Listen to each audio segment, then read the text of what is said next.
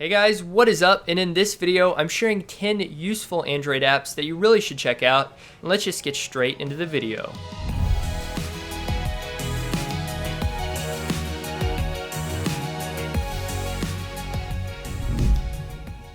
So jumping straight into it, we have the first app, which is called Timecap. And this app allows you to track your activities and habits to make sure that you're actually keeping up with the things you plan to do every day or week and so on. There's actually 3 different types of activities you can create in this app. You've got your time-based ones with either a time goal or a time limit. You've got your basic checkoff ones, and you've got counting ones when you would be doing something several times within your chosen time period.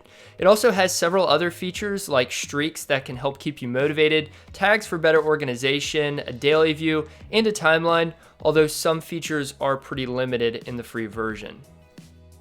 Moving on, we have Reelgood, which acts as a main guide for movies and TV shows, so you can easily search for whatever it is you want to watch and see exactly where you can play it, which basically means you'll never have to try and guess which service a show or movie is available on. Once you select what services you're subscribed to, the app also makes it super easy to find new movies and TV shows that are available on those services. And when you do find one that you're interested in, it gives a nicely designed summary of it with ratings, cast information, along with some other details. It also lets you keep track of what you've seen or want to see, and comes with features like a Roku remote and filters for specific searches.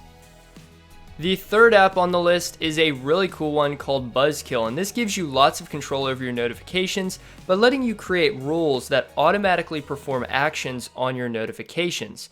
So when you actually create a rule, you can choose which apps the rule will apply to, and you can even choose exactly what the content of the notification should be, and then finally you just pick what it'll actually do to the notification. For example, here's a simple one that I made that will play a much longer vibration when you receive a message, but you have a lot of other options here, so you can really get creative with it. The app also has a history section so you can see your past notifications, and it lets you restore notifications that you've accidentally swiped away. Besides the functionality of the app, it shows a lot of attention to detail with some really nicely done subtle animations. Next up is Quick Cursor, which is a simple but very useful app if you have a big phone and don't always feel like having to exercise your thumb just to be able to tap something on the top of your phone. This lets you swipe in from either side of the display to bring up a cursor that can be dragged around and basically used to trigger a tap when you touch here, which makes it a lot easier to use your phone with one hand.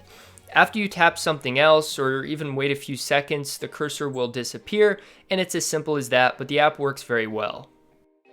Moving on, we have Super Status Bar, which brings a lot more functionality and options to the Android status bar. Once enabled, you can set up custom gestures to perform on the status bar that can trigger a range of different actions, like taking a screenshot by double tapping it, for example. You can also set it up to adjust your volume or even brightness just by dragging your finger on your status bar, which is probably my favorite feature.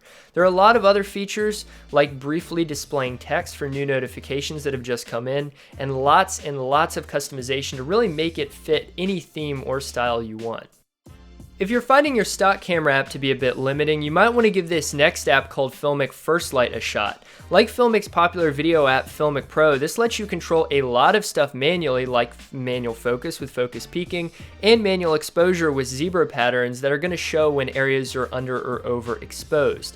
And all of those adjustments are controlled just through swiping up and down or left to right. You've also got a lot of other features and settings to go through to help with things like framing up your image or nailing your exposure. And if you want to give your image a more unique look, you can also choose from different film looks or even have the option to add a vignette or a film grain to get a final image that almost looks like it could have been edited.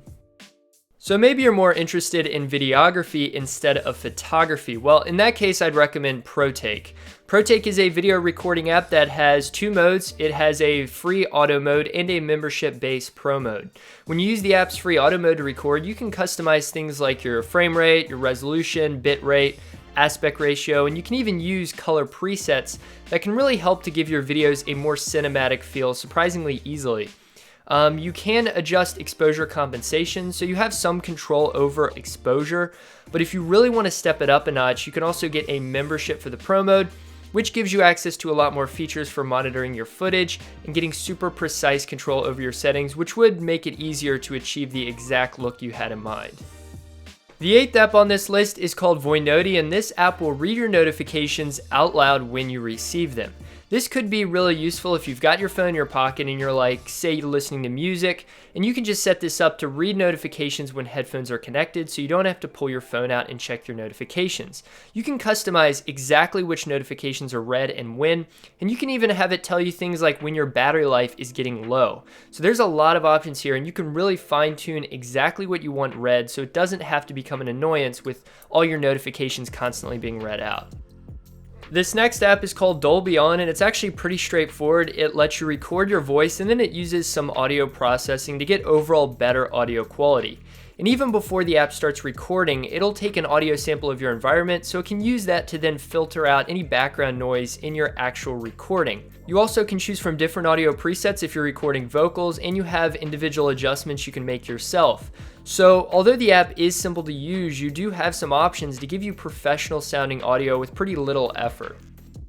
So if your goal is to actually cut back on how much you use your phone for things that aren't really that important, then this last app called Axure is the way to go.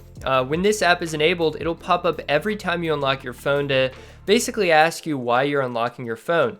Once you've given it a reason, it will save that in the app so you can later see what you've been unlocking your phone for over the course of the day. You can dismiss that pop-up if you want, but it'll also make a note that you did that as well in the app. The goal here, though, is just to reduce how much you unlock your phone without a real purpose, and by doing so, you can reduce the amount of time you waste and instead try and focus on only using your phone for things that really matter. And that about wraps it up for this video. Hopefully you guys discovered some new Android apps that you haven't heard of. If you did, make sure to let me know in the comments section down below. Of course, like the video if you liked it. But anyway, that's pretty much it. Thanks for watching, and I'll see you in my next video.